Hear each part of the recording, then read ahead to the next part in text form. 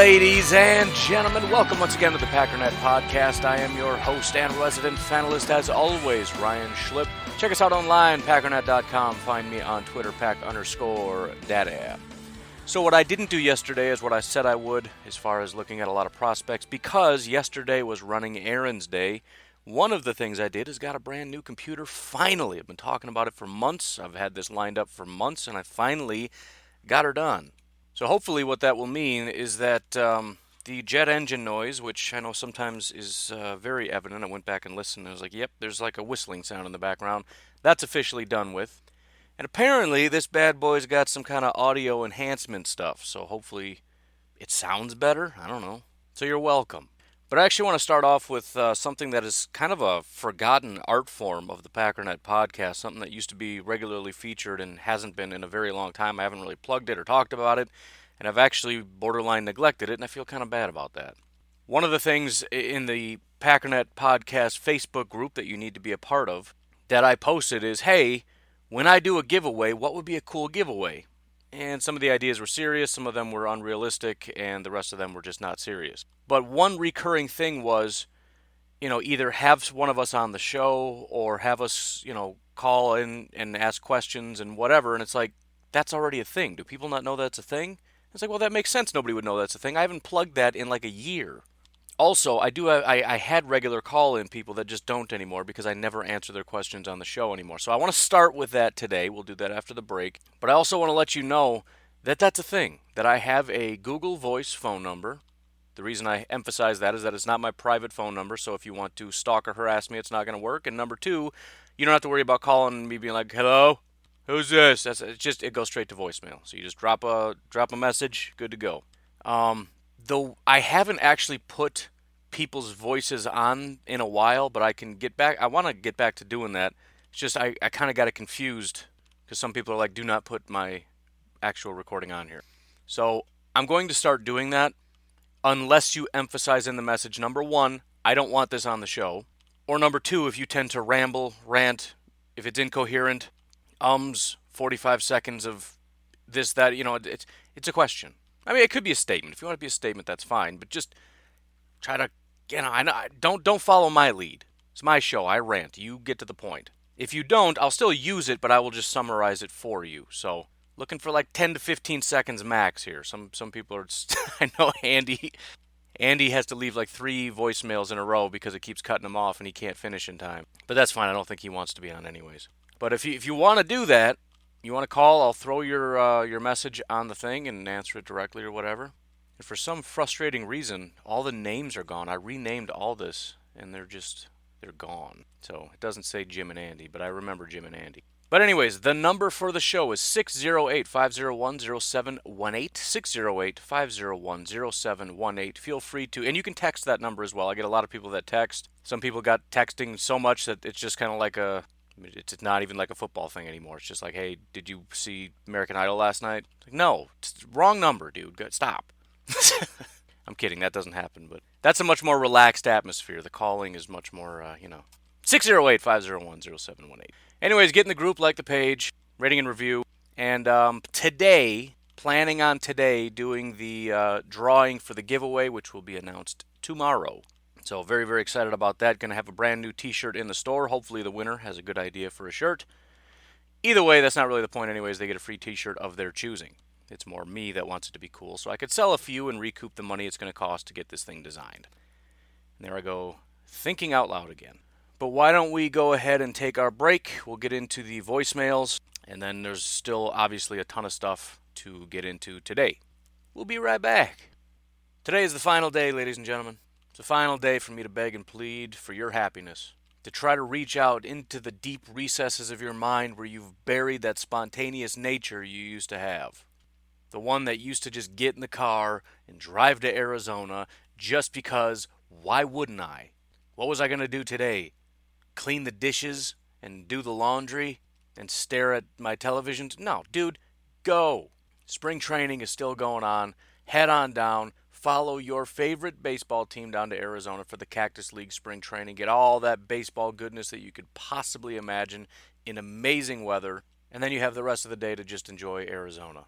great restaurants, live music, museums, outdoor adventures, great resorts, anything and everything that you could imagine. So plan your spring training getaway right now at visitarizona.com/springtraining. So Jim left a message just to see how neglectful I've been of this back in February of the 6th, which is how you say that sentence. Sorry, this has gotten quieter, but I didn't like the sound of the audio. I'll try to find a happy medium between not liking the sound and making sure you can actually at least hear my voice a little bit. So his question was about what's going on with the wide receiver coach, which is still appropriate today because we have not yet hired one. I have no idea. And it's really hard to try to, if you're doing like an offensive coordinator, defensive coordinator, head coach search, it's a lot easier to pull up names.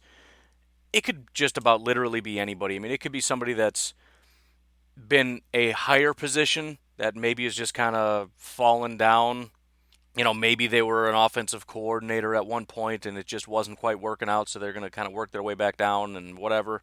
It could be somebody at a lower level that works their way up, which, I mean, how in the world could I possibly get a list of those names? Like, how many offensive quality control coaches do I know of that are, big names? I have no idea. The only thing that I can sort of kind of conclude is that I don't think it's going to be somebody from in-house. Maybe it will be, but you get the impression that if they were ready to promote somebody from within, it would have happened a long time ago. And now at this point, it's sort of to the point where if they do, I feel like they just couldn't find anyone else and settled. So I have to assume they're looking elsewhere. I have to assume they're working on it. I don't know. Maybe it's not a super high priority. I mean, it's not like there's a hiring flurry going on. So they probably just cast a really wide net. We really want to be able to interview a lot of people, get some people in the door. There's got to be some shining rising stars out there somewhere, and there's 32 teams that are trying to hide their up-and-coming guys. Let's see if we can, again, cast a wide net. Some of these guys, they actually hire firms to help with these things. They'll talk to their agents. They'll talk to other people. They'll, try to whip something up and see what they can do, and then you build out your list, and then you start to make phone calls, and you start to do interviews. I am a little bit surprised it's taken this long, but again, I just, that's the only thing I can conclude is that's where they're at. They are not just going to settle for, I don't know, next man up, or, I worked with this guy once. They're going to really dig and find the right guy, as though this was like a head coaching search, Because, again, why not? Are we just going to say it's a lesser position, so let's act like we don't care? Again, I have no idea what's going on, but that's the only thing I can conclude, because it is a little strange that it hasn't happened yet. So I'm just going to put a positive spin on it and say that they're going real hardcore at finding the best wide receiver coach in the history of the known universe. And with that, we get to Andy's question. Now, I really like the question, but it would be a great question for him to just ask me directly, because I know if I even somewhat take this question seriously, I'm going to lose listeners. Because it's one of those kind of Madden kind of situations where you just kind of do whatever and trade this guy here and move this guy over here. But, I mean, it's the thought process makes sense. It's just one of those things that, number one, doesn't happen in the NFL. Although every time we say that, the NFL starts getting crazier and crazier and more Madden-like. So maybe there will be a time that this kind of stuff happens. But number two, we're talking about trading away a core piece of the Green Bay Packers, which just infuriates Packer fans. So you got to understand, very rarely, especially to one of my listeners or whatever, am I just going to call somebody out as just being a dummy, unless you're just being rude, in which case I will absolutely dedicate 10 minutes to ripping your face off. But I don't mind thinking through stuff, because that's kind of the whole point of the show. So here is, I mean, it sounded like there were two parts there, and maybe I just didn't quite understand. One of it maybe got abandoned, but let me get to the part that I know for sure. I guess I'll just hit you right in the face with the full idea of what I think we're talking about. Number one would be to trade David Bakhtiari to the Miami Dolphins. Just wait. Stop. Calm down. I know. Just stop. They have 3 first-round draft picks. The idea is we trade David Bakhtiari to the Miami Dolphins. Now, earlier in the question, you mentioned liking Jack Conklin. I don't know if this is all part of it where we go out and get him. Maybe that's a prerequisite. If we can get Conklin, we trade David Bakhtiari to the Dolphins, because the Dolphins do need a tackle, etc., etc. Now, to kind of go more in-depth into the reasons why, number one would be the fact that Jack Conklin is a younger tackle. So I think the general crux of it is in a sense, we're sort of almost taking a lateral move, but with a younger tackle. And we're paying Jack Conklin the massive contract instead of David Bakhtiari, which I've been advocating for a while as far as paying David Bakhtiari. He's got a year left, so give him the extension now, massive extension, save a bunch of money, etc., etc. So we're taking that idea, but instead of giving him the bag, we give it to Jack Conklin, give him the $18-19 million deal, or 20 or whatever it is, because of everything I said yesterday. If you didn't listen to yesterday's episode, I really am going to need you to go do that. It's very important because it's going to lay the groundwork for a lot of the things that I'm talking about going forward. As far as contract wise, about how much the massive amount of money these teams are about to get in the future. So that part, it makes sense. I mean, if just take the emotion out of it, take the idea of you just don't do that out of it. It's a lateral move. We're going to give the money to somebody. We give it to Conklin. We're going to assume that they're basically about the same player. We'll talk about the nuance in a minute because, from PFF wise, it was David Bakhtiari and Jack Conklin. They were right next to each other as far as PFF grades. And in addition, not only have we lost essentially nothing, remember, taking the emotion out of it, we've lost nothing, we've got a younger tackle, and we gained a first-round pick out of it. Just looking at it from that perspective, I can't find a whole lot of reasons to complain. Let's dig a little bit deeper now. One of the things that he pointed out is that possibly, maybe, could be David Bakhtiari had some back issues. Is it possible? Although he's not old, he's only 28, meaning he literally could play for another 7 years. There are 35-year-old tackles, some of them even older. There's no reason to really believe that he's officially done. There's no question this is the worst year he's played in a long time. It wasn't a bad year, but I think Brian Bulaga was the one that was taking on most of these guys. If anybody was struggling, if you look, I think it was the Philadelphia Eagles. It was one of these games. It was the Chargers game. I think Bosa just absolutely wrecked Bakhtiari like he wasn't even there. And his overall grade was a 79. That was his lowest grade since 2015. Again, back issues, whatever, but the question was posed, is it possible he's slowly starting a descent? He's had 3 years of being an elite tackle, one of the best in football. And by the way, being more specific, his pass blocking grade was still about a 90, still elite. In fact, he didn't have a game below a 70 since Dallas, and that includes the Charger game, by the way, although that wasn't his highest, it was low 70s. And really, outside, and just looking at statistics, because I kind of made that up, it looks like I am correct. In that Chargers game, he gave up 1 sack, 1 hit, and 2 hurries. That was one of only 2 sacks he gave up the entire year. The other one being week 1 against Chicago. So he gave up 1 week 1, 1 week 9, and then nothing the rest of the year, including the postseason. 8 hits and 27 hurries all year. The 49ers game against the other Bosa was also rough. He didn't actually give up any sacks, but he gave up 6 hurries, which was the most amount of pressures he gave up in a game outside of Minnesota. He gave up 6 also. So the other dynamic here is the fact that Conklin didn't have as good of a pass blocking grade, but he's much more of a well-rounded guy. He gave up 5 sacks instead of 2, but his run blocking grade was an 83.7. Now, that's nowhere near as important. If you got to choose between a guy who is the best pass blocker in football, which David Bakhtiari was the second highest graded pass blocker in all of football, which is the number one reason why I'm essentially saying no to this, but I am going to entertain it. Second highest graded pass blocker in the entire game, just barely behind Ronnie Stanley in Baltimore, ahead of guys like Laramie Tunsil, Jason Peters, Teron Armstead. The thing about Jack Conklin is that he is the 5th highest graded run blocker. Now, that seems irrelevant, but that is something David Bakhtiari struggles with, and we know it's something that this team wants to do more. On top of that, Jack Conklin comes from where? Tennessee, which is where Matt LaFleur had come from. Now, I think the more obvious thing here that a lot of people would be on board with is rather than paying Brian Bulaga, why don't we go get Jack Conklin? He's not as good of a pass blocker as David Bakhtiari. He's one of the best run blockers in football, so slide him over to the right side. It just makes a lot of sense. The money might be complicated, but, that's what most people would rather do, I think. But I'm going to stick to what we got going on here. Let's not forget we're getting an additional first-round pick from the Miami Dolphins. The other complicating factor in that is that the Miami Dolphins, I don't think they would give us, of their high picks, I don't think they'd give us anything higher than maybe their third, only because there's so many tackles in this class. They're going to use one of their first-round picks on a tackle. There's zero question about that. We've just watched the combine in which these are incredibly talented tackles. The only real benefit is that you're getting a surefire thing. But the negative is you got to pay the guy right away.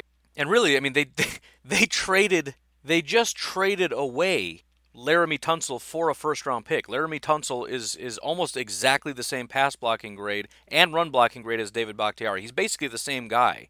So the bottom line is Miami wouldn't do it. They essentially just traded away David Bakhtiari so that they could get a first-round pick. And I know you said, well, what about another team that has a first? I think Miami was just an example, but I just think there's a lot. I think the rationale is there. If you could make that work, if we could just assume a lot of those things, that Jack Conklin is essentially as good.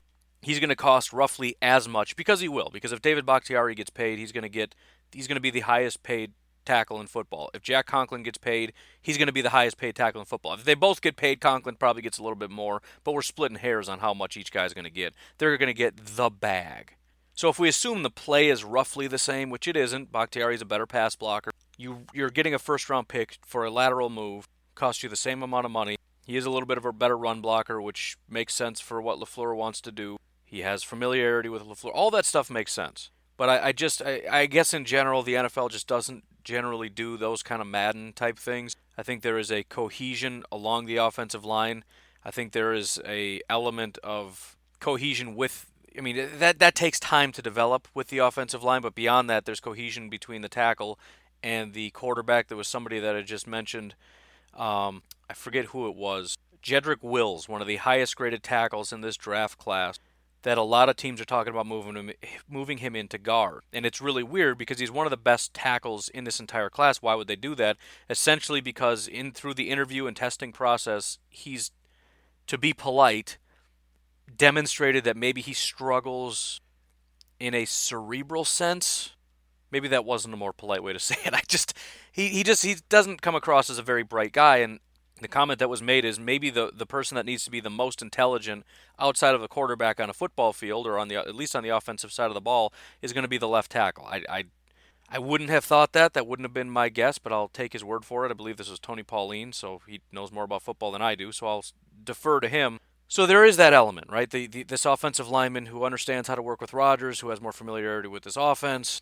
I think there's more about the cohesion of the locker room and everything that goes into it, as opposed to the cold nature of Madden, which essentially is just moving pieces around because they're nothing but numbers in Madden, right? Literally, it's you got an 80 pass blocking grade here and an 89 pass blocking grade there. It's about the same, and if I'm going to pay one, he's younger, and then you just trade, and everything is just numbers again, so you try to trade to Miami, and of course they'll accept it because it's, even though it doesn't make sense that they just traded away a tackle, that's not going to compute into the game. So there's a lot of variables that work in Madden that I just don't think work here. Although, I do like the question because it is worth thinking about. At least insofar as asking the question of, I'm assuming David Bakhtiari is about to get a massive extension. Just like I assumed Bryan Bulaga was going to come back, I think there could be a question about David Bakhtiari. Which direction is he going? If he continues to slide, maybe we do second guess giving him a $20 million extension. What's the harm in letting him play another year and see if he, again, I hate to even call it bounce back because he did such a great job, but see what happens and how he responds to the scheme. And is he going to improve? Is he going to continue to get worse? Is this run blocking going to continue to be this bad? I don't know. Let's call it 95% sure he's going to be a Green Bay Packer for a long time. But kind of opening up that 5% to at least talk about. And then Bulaga, as much as that's probably closer to 65%. Which is dwindling rapidly. I'm starting to get really nervous, especially with these tackles doing a really good job, that the Packers maybe will just try to hang on. But even if we just leave aside the David Bakhtiari thing, there's still, if nothing else, just opening up the idea and the possibilities that are out there. Think about last year with Mike Daniels. Who would have thought Mike Daniels was going anywhere? We all thought Mike Daniels was a key piece of this entire defense. Granted, he had a down year. But I don't, if somebody would have asked the question, why don't we get rid of Mike Daniels, everybody would have flipped out. And I would have flipped out. Been like, dude, come on. It's one down year. Mike Daniels is a freak. The Packers saw it differently. They said, no, this is different. He's not really fitting. He never was a fit for Mike Pettine's scheme. Again, Mike Pettine likes the big, long arm, Roquan type of beast. And man, I want Roquan so bad. I can't even say his name without getting jacked up. 6'7" long arm beast. But Mike Daniels never fit. He was a smaller, short-armed, gap shooter type. And so when he had a down year, Pettine's just like, good, out, get rid of him. And we saw, he left. He went to Detroit. He got hurt. He didn't play. And now he's going to be gone in Detroit, one and done in Detroit. The Packers got rid of him right at the right time. Now, they didn't get anything for him, but it was It was a matter of not only the Packers, but the league was one step ahead of the fans. The fans said Mike Daniels is one of the best tackles in football. The Packers couldn't even trade him. You know they were trying to. They had to have been trying to get some kind of compensation for him, but couldn't get anything for him, got released, and there you have it. So at least being open to these kinds of things, and you don't necessarily have to, but I really need to start being more open to these things, which is why I like those questions, because I come into these things as a fan with assumptions that our team is great and all these players are elite, and it's possible there's other conversations going on and maybe trying to be more honest about he took a step back, what does that mean? Without having that fan reaction of you shut your mouth. Step back. He's the best in the world. Step on your face, maybe. But again, I guess to summarize, you don't trade one of the best pass blocking left tackles in the league for, the 37th ranked pass block. I mean, he's one spot behind Minnesota Vikings tackle Brian O'Neill. And I think even for a team that wants to run the ball, especially for a left tackle, although I think the left-right paradigm doesn't matter as much, I still think for even a run-first team, you don't give up one of the best pass blockers in the game for anything, for anyone. And he still is that, even if he's struggling a little bit with the outside zone and his run blocking is plummeting to even lower lows.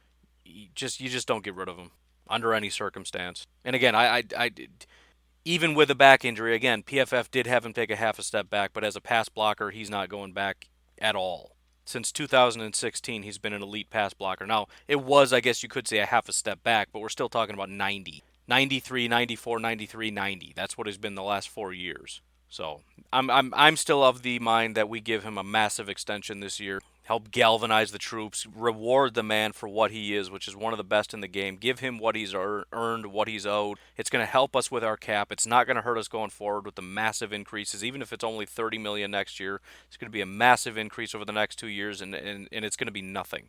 Pay the man. Best of luck to Jack Conklin, but pay the man. Now, since we're talking about tackles, and I know you were talking about the other side, there was this report a couple days ago. This is from Tom Silverstein, or is it Stein? I never remember. You know the guy. It's Silverstein. Maybe not. I don't know. But essentially, and it's one of those things where everybody overreacts. This has happened to a lot of different teams and a lot of different players, but apparently the Packers have not even tried to reach out to Brian Bulaga as of yet. The specific report is that they're going to let him test the market. Now, this happens with a lot of players. Sometimes it's really just a tactic because guys like, for example, let's say Brian Bulaga, Spotrac has him at about $10 million worth as far as his value. If that's what the Packers think, and I think that number's ridiculous. Again, you got left and right tackles getting $18 million a year. Brian Bulaga is one of the best right tackles in football, and we're going to pay him 10. I would be offended by that if I was Bulaga. But if it's such a big difference, and apparently they haven't reached out, but whatever, I have to assume there's some kind of communication with maybe the agent has reached out to the Packers, and I don't know. But essentially you have Bulaga looking for about 18, you have the Packers looking at 10, and the Packers are at a point where they say, look, maybe we're willing to come up, but there's such a massive gap. And not only that, the gap is ridiculous. We don't believe anybody is going to pay you what you're asking, so we're going to take a chance. We're going to let you go out into free agency, and we're going to see what happens. It's a calculated risk, with the assumption that with the amount of tackles in free agency and with the amount of great tackles in this draft class, he's not going to get his asking price, which will give the Packers the opportunity to reach out to him with, meet him halfway kind of thing, like, look, what if we give you 14 and hope that Bulaga says, okay, that's fine. Obviously, the biggest fear is that he's going to go out in free agency, he's going to strike a deal for 17, 18 million, and he's just gone, just like that. If he gets what he's looking for, if somebody's willing to offer him whatever, then yeah, he's just gone. And that obviously creates a problem for the Green Bay Packers. There's a lot of talk about what about Billy Turner. I think that's a terrible, terrible, terrible idea. Billy Turner was by far the worst offensive lineman, and we're going to put him at a more tenuous spot at right tackle. I just see that as an absolute nightmare. The best case scenario for us in that kind of a situation would be to convince Jared Veldheer to stick around. It was a very limited sample size, and I think maybe we overhype him a little bit, but there's no question that when he stepped in, he did a fantastic job. Very similar to David Bakhtiari in the way that he was, legitimately a very good pass blocker. Didn't allow a single sack, hit, or hurry in 58 snaps, but it's just a complete garbage run blocker. The issue is this is not a long-term solution. He's already almost 33 years old, so he would be, I think, older than Brian Bulaga. So it doesn't solve a problem. It just solves the problem of we don't have a tackle. It would also more or less solidify the fact that we would need to draft a tackle in the first 2 rounds, which means we are only going to be able to get one of the three big needs in the first 2 rounds: defensive tackle, linebacker, wide receiver. Only one of those three will be addressed. By the way, tight end. That's, it creates a problem. Now, it has to happen either way. One of these times you have to draft a tackle in hopes of replacing Bryant. You can't just keep kicking this can down the road. It works with the salary cap as well as your roster. You can't keep kicking it down the road. You have to address it at some point, but it's just always a not very fun thing to do, especially when you're drafting at the back of the first round. Again, a lot of the really good tackles get drafted early. So I don't know how great of a hit rate it's going to be. It's going to be a massive downgrade, and we're going to spend a first round pick on a downgrade. It just makes me cringe. And again, I know it has to happen, but I would much rather sign and extend Balaga and then take swings in the third, fourth round and just hope to get lucky. Maybe second round, whatever. At least try to solidify a tackle that we can trust before we move on. Outside of that, and I know a lot of people are going to laugh, but I've been trying to tell you guys this for a long time. I am not opposed to keeping Jason Spriggs around.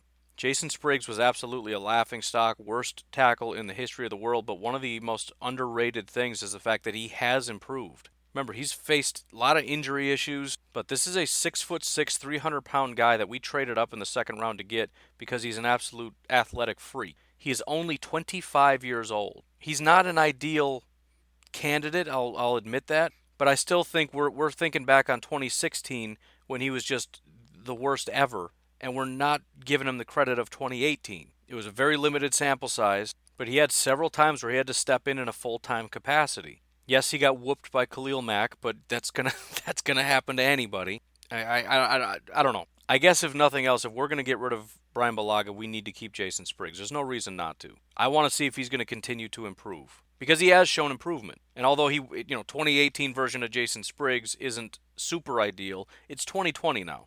I want to see what this guy can do, especially under Matt LaFleur, which is much more of a, athleticism is much more of a premium. This is a different offensive system. Maybe he'll thrive in this. I don't know. I don't want to forget that he's there. And again, he's only 25 years old. Entirely possible that he's completely done and they're going to move on from him this year. But as an option, that was the reason he was drafted. He was drafted. This is why you take a tackle in the second round when you don't necessarily need one, because the time is going to come when a guy like Brian Balaga is wanting a ton of money, despite the fact that he's getting much, much older, higher up in age. And what you generally do is you turn to Jason Spriggs and you say, nope, you take the job, and then you have a bunch of money left over.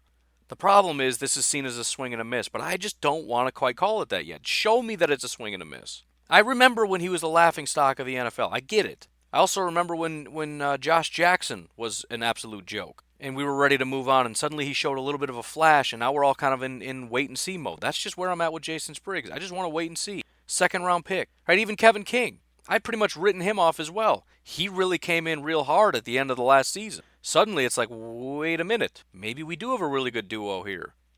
This is only going to be his year 4, and he's never really played a full-time. 2018 was when he played the most, 292 snaps, and it was his best year. A 72 overall pass blocking grade is not bad at all. In fact, his grade was a 72.4, which is exactly what Jack Conklin's pass blocking grade was. Not calling him Jack Conklin, I'm just putting it into perspective for you about why there's a little bit of optimism in my mind. Literally the exact same pass blocking grade as Jack Conklin's 2019 pass blocking grade. Just saying, don't forget he's on the team. Especially when we got guys talking about possibly moving Billy Turner out to tackle. It's like, you know what? Let's just pump the brakes and explore some other options here.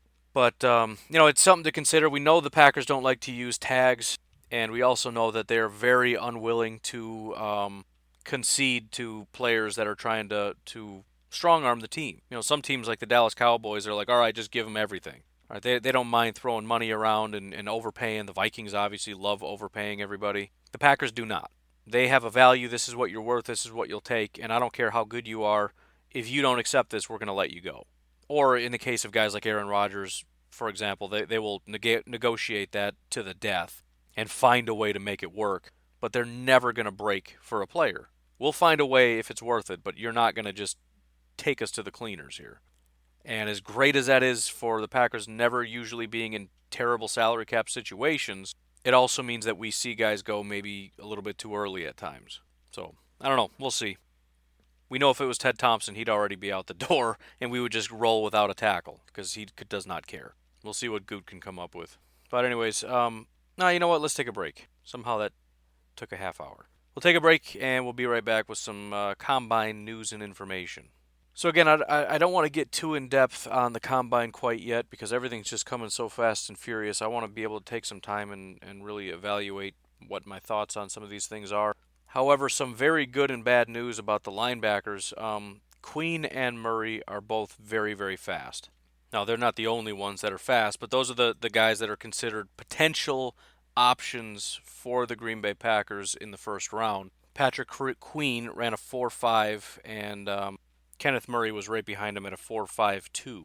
The fourth and sixth fastest linebackers in this class, actually third and fifth, because Isaiah Simmons shouldn't be classified as a linebacker. Isaiah Simmons is an absolute freak, though, regardless of what position he's at. The issue, though, both Patrick Queen and Kenneth Murray pulled up in the event, meaning they got hurt. Now, it's a good thing that they were able to get that first time in because it's a good time and you don't really need another one after that. So, everything that needed to be seen as far as the 40 time was seen. But the main reason I bring it up is apparently a lot of players, a lot of, agents and representatives, they're very, very upset because the NFL trying to make this, a financially viable event because it's ginning up a lot of whatever. People are getting excited about it. They want to start doing it in prime time. The problem is a lot of these guys are cold by the time they take the field at 8 o'clock at night or whatever time it is. I know in some of these cases, I think for the running backs, and there were running backs and offensive tackles, a lot of guys are getting hurt. A lot of guys are getting hamstring injuries. These guys are told that they need to be on the field at 2 o'clock in the afternoon, and they're sitting around until 8 o'clock at night. And there's a lot of talk about, not just the fact that guys are getting hurt, but also the fact that guys like Jalen Reagor are like, dude, I can run a lot faster than that. The problem has to do with just being, borderline tired. Some of these guys, they're eating dinner and then they got to go run a 40.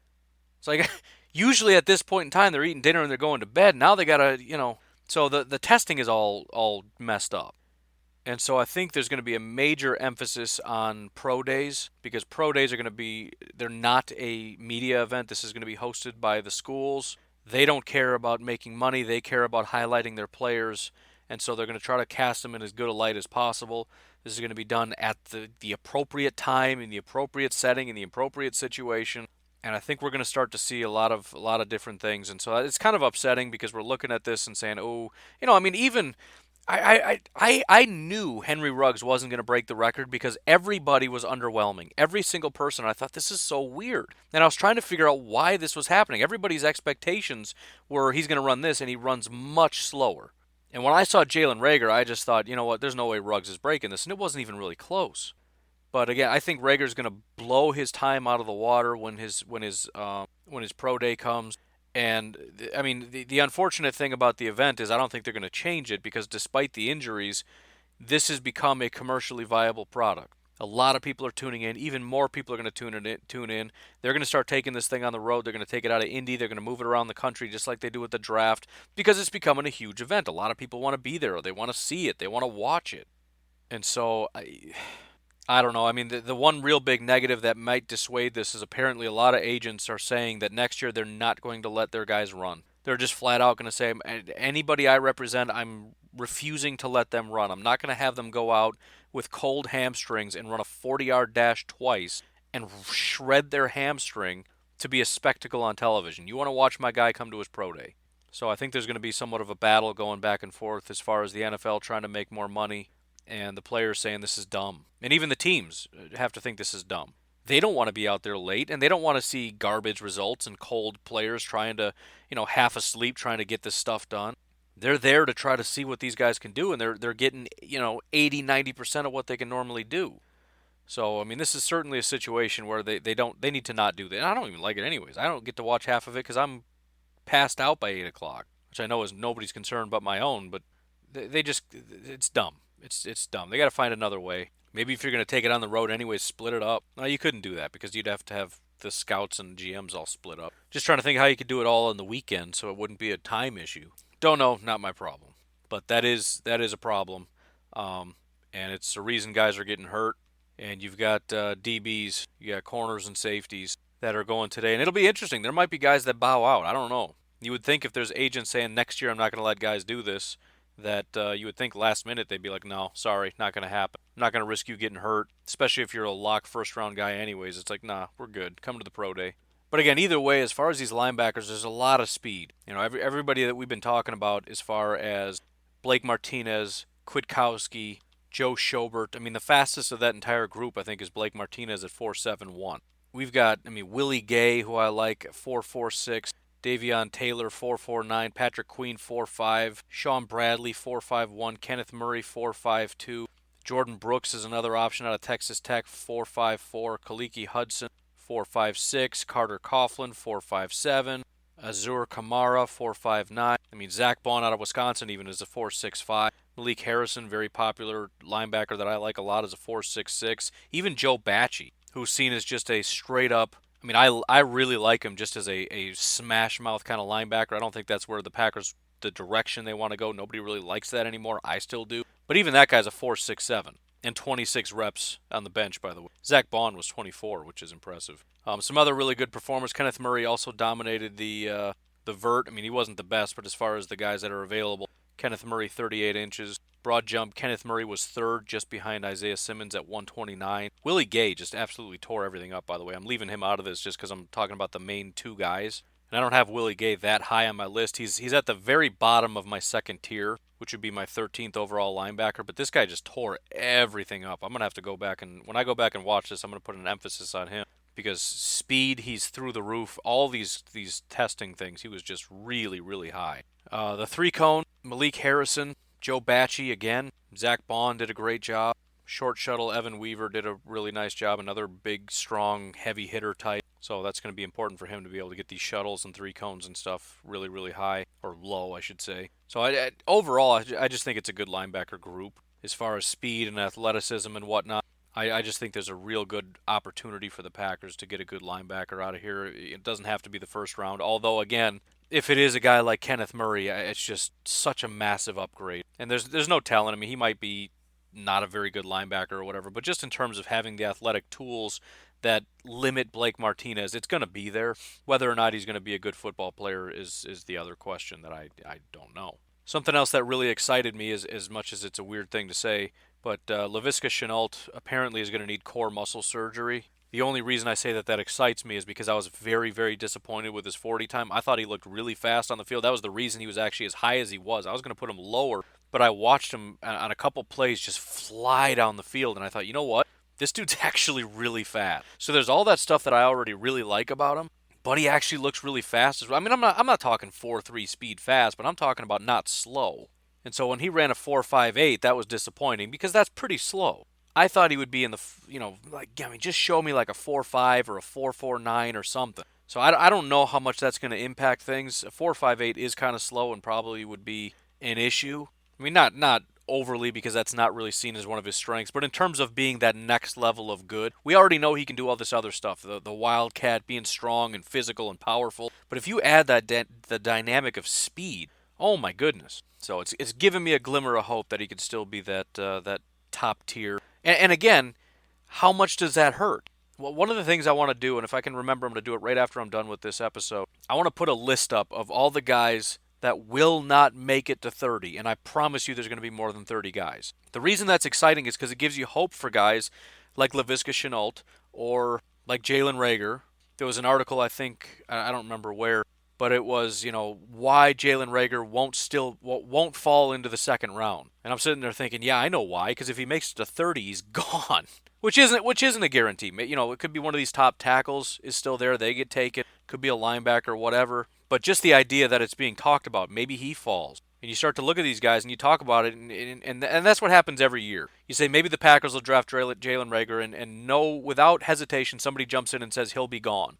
And there's for very good reason, but the point is you can only say that about 29 guys. So you have to pick the 29 that aren't going to be there. And the problem is, once you get to about 20, after that, there's a possibility he slides a couple more spots. You're going to tell me that your 29th guy, there's zero chance that he's going to fall to the Packers? Of course there's a chance. So as far as guys that there's quote-unquote zero chance they fall, what are we talking about? The top 10 or 15? And at this point in the season, even then, we don't know. Something can happen. So I do want to do that, and I'll do that in my mock draft Facebook group as well, and see how big of a list I can get of which guys. And I'll maybe just make it in the first round. Which guys there's zero chance they make it into the second round. But again, the point of that exercise is to kind of give hope that these guys could absolutely make it. I mean, I haven't done an update on my big board, and I will after. I want to let the dust settle a little bit on this combine to see how things adjust. But just on my last updated board, Jalen Rager was listed as the 31st best prospect. 31st. Pivoting off of that, probably should have brought this up a little earlier, but my notes were a little out of order. Sorry about that. They're now talking about the possibility that the cap this year is also going to be raised from $200 to $204 million. So that's a free $4 million, which I know doesn't sound like much, but again, remember what I talked about yesterday in terms of if we were to possibly go out and get Austin Hooper in the first year, what did I say we would pay him? Roughly 4 point something million dollars. So just this little cap bump would almost pay Austin Hooper in the first year. Just covered it. It would be, maybe a third of a David Bakhtiari extension. Or between a half and a third of what it would cost in the first year. I'm not talking about his annual average per year, because again, the average doesn't hardly mean anything. The average is an overinflated number that we always look at the average as what he's getting paid, and then we compare that to what the total is to get an idea of how much we're paying him. It's like, oh man, that's a lot of money, but they're not getting that. And next year they're not getting that either, because the salary cap goes up. So even if they're at about average, well, the salary cap went up, so they're not even quite at that high of a percentage as what you thought it was last year. So that's exciting news. I mean, again, everything is good and bad when it's applied to every single team. I mean, it's going to be digging the Vikings out. And this whole thing is going to be a situation where the Vikings just have to weather the storm for this year and then they're fine. Because with the cap increase, every team that has just destroyed their cap gets a get out of jail free card. But, again, the flip side of that is the Packers, who have managed their cap well, are going to be flush with cash. So everything's good and bad, but focusing just on the Packers, they're going to be fine. And again, if they want to go out and spend some money, they absolutely can. Again, if you want elaboration on what it is I'm talking about, you have to go back to yesterday's podcast. Finally, the last thing I want to talk about, and I don't remember who mentioned it, somebody had said somewhere out there in the ether that their favorite get this year would be Danny Shelton. They want to go out and get Danny. Now, the biggest issue with that is apparently he's a priority for the New England Patriots. They traded for him out of the Cleveland Browns back when they were just poaching everybody because the Browns were just cutting everybody, trading everybody. So it's unlikely that we're going to be able to get him. The other aspect is I don't know that he's a super great fit in terms of what Pettin likes, 6'2", 345. We haven't had a guy built like that in a very long time. He's short and stout, whereas Pettin seems to like long and lean. But assuming it was doable, Spotrac has his market value at $4.7 million, which again, just the cap increase, not even talking about the 5% increase up to 200, the additional increase of $4 million free dollars to every team basically pays for this whole thing. And again, it's not even going to be $4 million in the first year. He's going to get like $2, so we're going to have, I don't know. It's basically free to get Danny Shelton. We can offer him whatever we want, give him $5 million like it's nothing. The thing with Danny Shelton, and he's only 26, so he's a young guy, extremely talented. He was a first-round pick back in 2015. He is just the prototypical big Haloti Ngata, 345-pound nose tackle. He is fairly stout against the run. That's just sort of his whole thing. The negative was he kind of went backwards last year, but improved as a pass rusher, which is strange. I don't know if this has something to do with something different the New England Patriots did.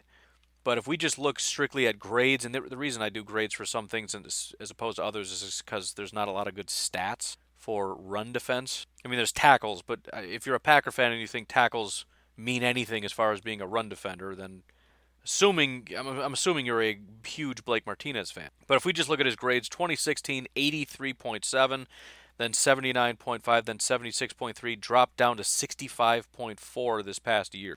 He had only 5 games in the 70s. 5 good games this whole year. About 6 average games, 2 games in the 50s, which is below average, and then 4 games that are just terrible. And that's just against the run. I'm not looking at overall grades. This guy's sole purpose is to be great against the run, and he spent as much time being bad as he did being good, and he had no games in which he was great or elite. In terms of a pass rusher, you don't expect much. His grades were okay. 18 pressures, 3 sacks, 3 hits, and 12 hurries.